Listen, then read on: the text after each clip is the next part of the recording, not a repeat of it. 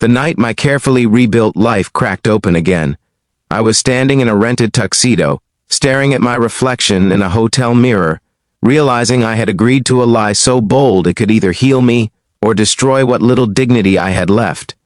I was a divorced man with a bruised heart, about to walk into a room where my ex-wife would be waiting with her new husband, and the woman pretending to love me was my CEO. If you believe in kindness, second chances, and unexpected twists of fate, take a moment right now to like, comment, share, and subscribe to this channel. Stories like this exist because hope does too. My name is Matthew Collins, and for the last 3 years my life had been about survival. After my divorce from Rebecca, everything I thought defined me fell apart. The marriage ended quietly but cruelly, with paperwork instead of shouting, and silence instead of closure. She moved on fast, remarried faster, and somehow carried with her the version of me that had failed. I stayed behind in Ohio, raising our young son half the time, working endless hours as a senior analyst at a fast-growing tech company in Chicago that had recently gone remote. Work was the one place where I felt useful, competent, and unseen in a good way. That company was led by Catherine Monroe, a name spoken with reverence in boardrooms and business magazines. She was brilliant, precise, and untouchable. Tall, composed, always dressed like she owned the room even when she barely raised her voice. To me, she was simply my boss, someone who evaluated my performance without caring about my personal mess, or so I thought. The invitation arrived like a landmine. Rebecca was hosting a formal charity gala in New York, celebrating her new husband's business success. My name was on the list as a courtesy, she said. For our son's sake. I told myself I wouldn't go.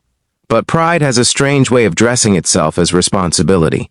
I convinced myself that showing up alone would prove I was over her. Deep down, I knew it would prove the opposite. I mentioned it casually during a late virtual meeting, my camera off, voice flat. Catherine didn't interrupt. She listened. Then, with the same calm tone she used to discuss mergers, she made an offer that felt unreal. She suggested she could attend with me, pretend to be my girlfriend, just for the night. The reason, she explained, was simple. Sometimes people only stop hurting you when they think you've already healed. Her condition was just as simple. One kiss, nothing more, a boundary. A line she insisted on drawing clearly. I should have said no. Every instinct told me this was reckless. But exhaustion has a way of softening judgment, and loneliness makes bad ideas feel like lifelines. I agreed, convincing myself it was just a performance, a transaction with clear terms. The night of the gala, New York shimmered like a dream I didn't belong in. Catherine arrived at the hotel lobby wearing a deep navy dress that somehow managed to look elegant and understated at the same time. She didn't act like a CEO that night. She acted human. She asked about my son, about how I was really doing, not the polished answer I gave coworkers. I felt exposed in a way that was both terrifying and relieving. Walking into the ballroom felt like stepping onto a stage with no script.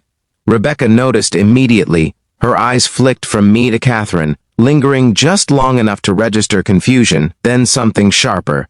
Catherine slipped her arm through mine naturally, not possessively, just confidently. For the first time in years, I felt chosen rather than tolerated. The lie worked better than I expected.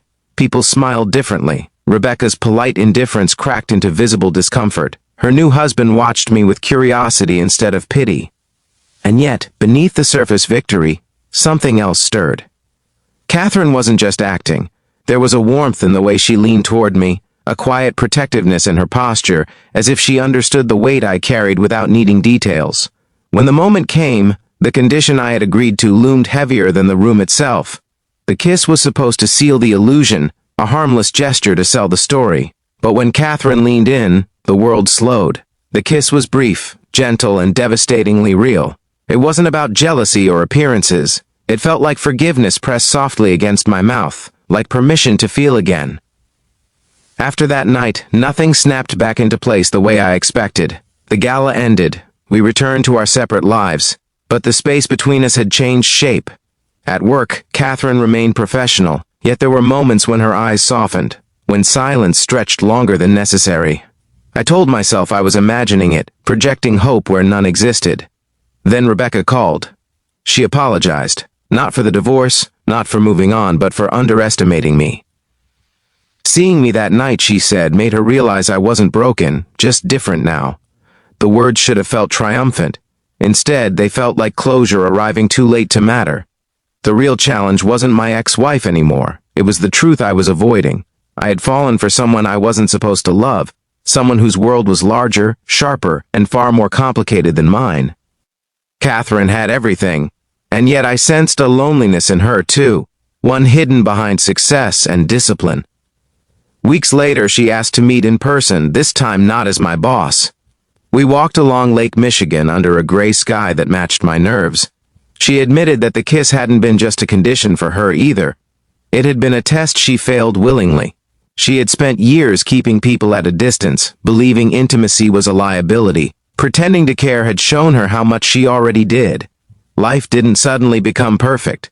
Loving her meant learning patience, navigating power dynamics, and unlearning the belief that I was only worth what I could offer.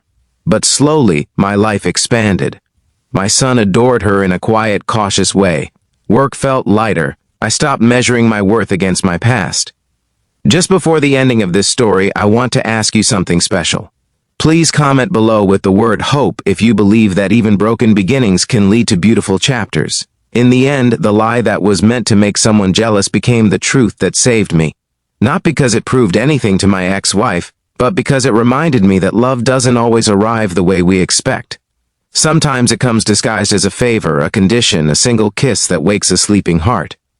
If this story touched your heart, if it reminded you that healing can come from the most unexpected places, please like, comment, and share this video. Your engagement keeps stories like this alive, and your support means more than you know.